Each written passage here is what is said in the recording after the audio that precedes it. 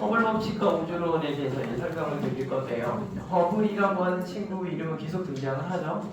허블 망원경도 들어봤을 거고, 우리 지난 시간에 허블에 의한 은하의 분류 체계 모양에 따라서 이야기를 했어요.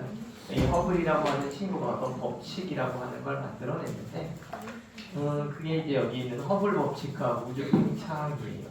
허블이라고 하는 양반이 별이라고 생각되어졌던 것들이 후퇴하는 후퇴 속도를 찾아요. 그래서 별이 후퇴하는 후퇴 속도를 가지고 은하가 팽창하고 있다라고 하는 것들을 알게 됐거든요. 근데 여기 보이는 것처럼 허블은 외부 은하들의 스펙트럼을 조사해서 뭐라고 되어 있냐면 외부 은하가 우리 은하로부터 멀어지고 있다라고 하는 것을 알게 됐다고 이야기를 합니다.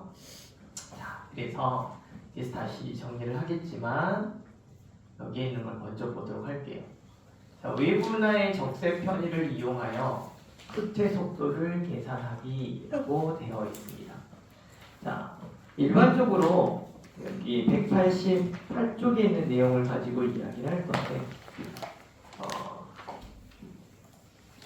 6개의 외부 은하 사이 사진과 이들의 수소 방출 스펙트럼을 나타낸 것이다 라고 되어 있는데, 자, 일반적으로 별이 움직이지 않는다는 전제를 깔고, 여기는 은하에 대한 이야기예요.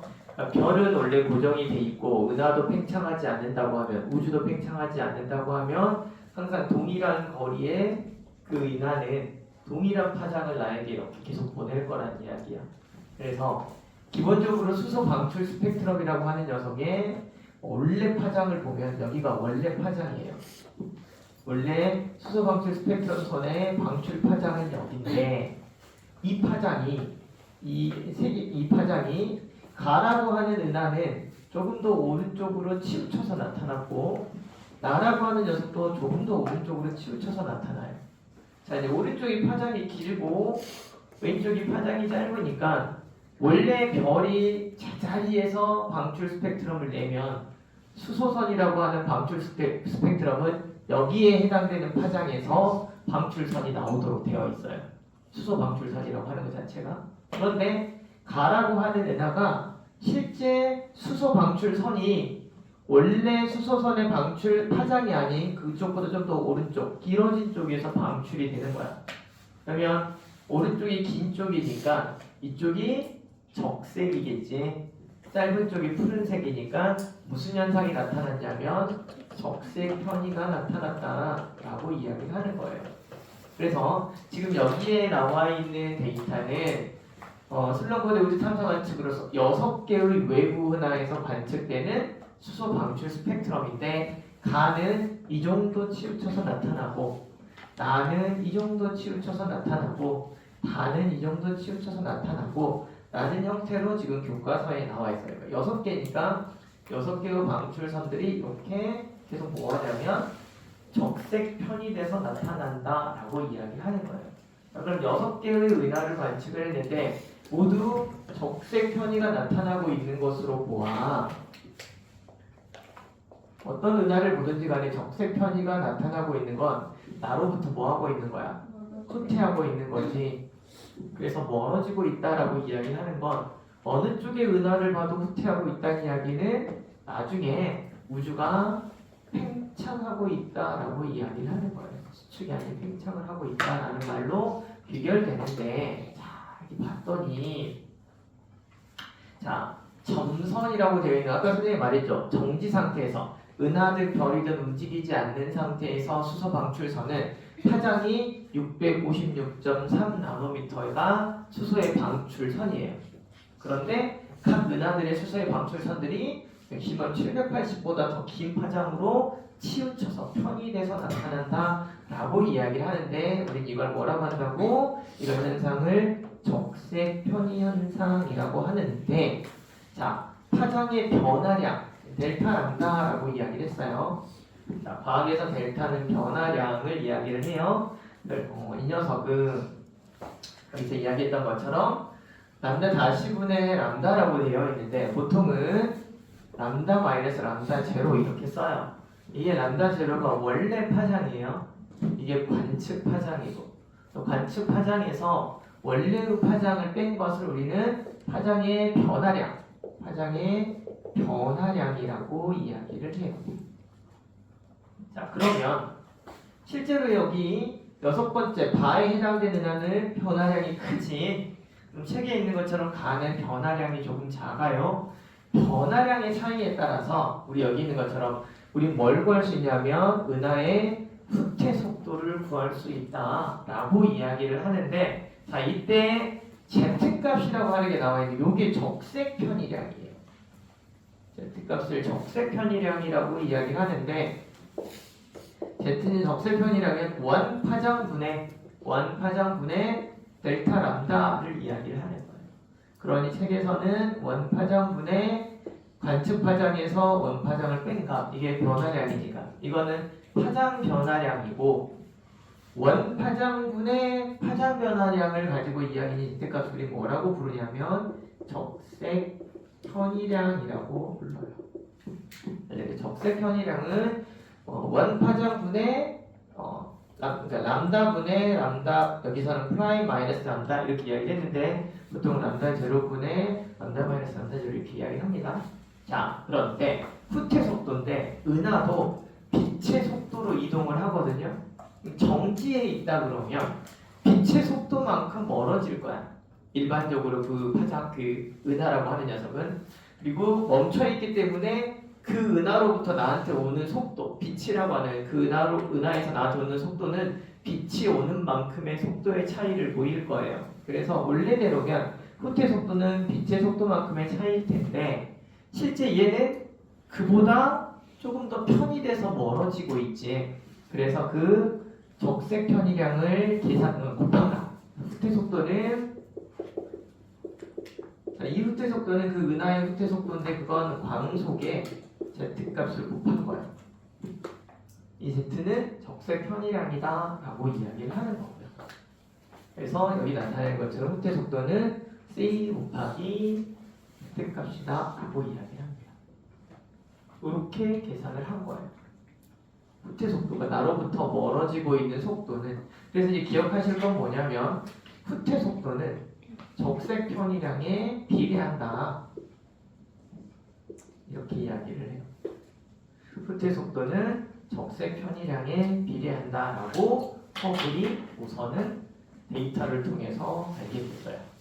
우선은 기억하실 게 변화량, 파장의 변화량이라고 하는 건 관측되는 파장에서 원 파장을 빼준 값이고, 적색 편의량은 람다 제로분의 람다 마이너스 람다 제로, 그러니까 원 파장의 길이분의, 파장의 길이분의 변화량 값을 우리는 적색 편의량, 얼마만큼 치우쳤느냐라고 이야기를 하고, 이 적색 편의량의 광속을 곱한 것을 그 은하가 가지고 있는 거나 후퇴 속도다라고 이야기를 했어요.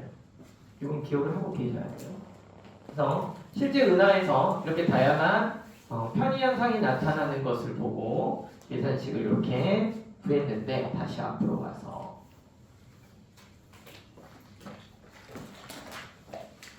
허블이라고 하는 친구가 아까 보여줬던 스펙트럼 분석을 한 거야. 방출선 스펙트럼 분석을 한 거죠. 그러니까 수소 방출선 스펙트럼을 했다는 이유는 우주 공간에 수소선이 제일 많이 나타나니까 방출선 스펙트럼을 분석을 해서 보니까 외부 은하가 우리 은하로부터 뭐하고 있더라? 멀어지고 있더라.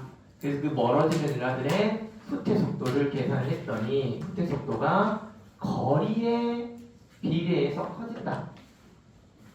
자, 후퇴 속도라고 하는 건 빛의 속도에다가 적색 편의량을 계산한 값인데, 그 후퇴 속도의 값이 그 은하하고 거리하고 비례를 해보니까 후퇴 속도가 은하의 거리에 비례하더라라고 이야기를 한 거예요.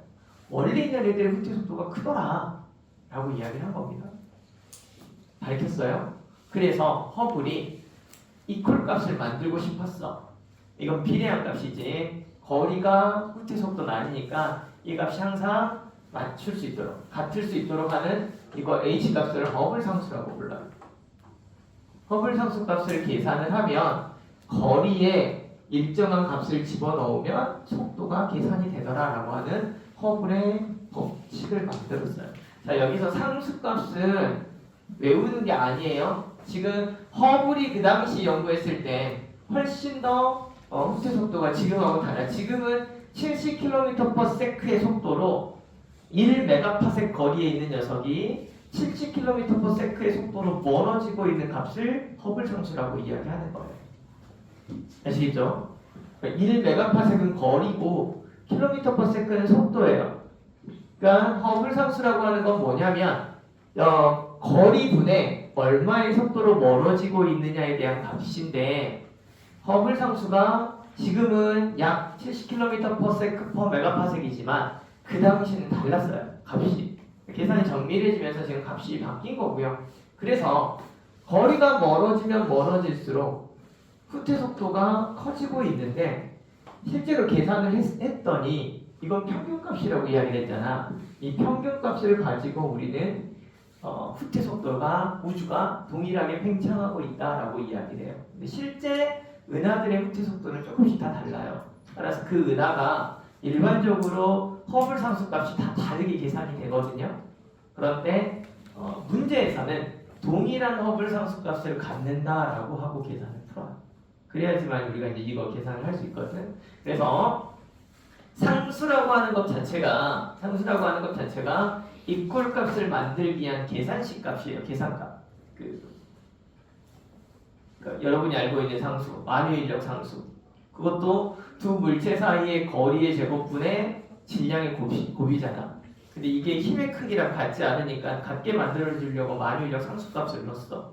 근데 그 상수값이 얼추 그러니까 통제 조건 하에서는 그 상수값을 집어넣었을 때 힘의 값을 대변을 해요. 마찬가지로 실제로 은하까지의 거리와 은하의 후퇴 속도를 허블 상수값을 집어넣으면 대체적으로 속도값이 계산이 되더라라고 이야기를 해서 우리는 거리와 후퇴 속도가 비례하게 있고 이때 허블 상수값을 집어넣으면 우리는 뭘 구할 수 있다? 후퇴 속도를 구할 수 있다.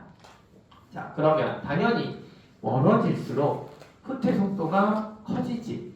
더 빠르게 이동하고 있다예요. 자, 빨리 속도가 빠르다는 이야기는 무슨 값이 커진다? 속도와 편의량이 비례하지. 편의량이 크게 나타난다는 이야기는 후퇴 속도가 크게 나타나니까 편의량이 클수록 멀리 있다가 돼요. 여기까지 되셨나요? 자, 그래서 이제 머릿속에 우리가 이제 공식을 집어넣어야 될 것 중에 하나가 뭐가 있냐면, 자, 후퇴 속도를 광속의 적색 편의량으로 계산을 했지. C 곱하기 Z 값을 집어넣었어. 근데 저기서 후퇴 속도는 뭐예요?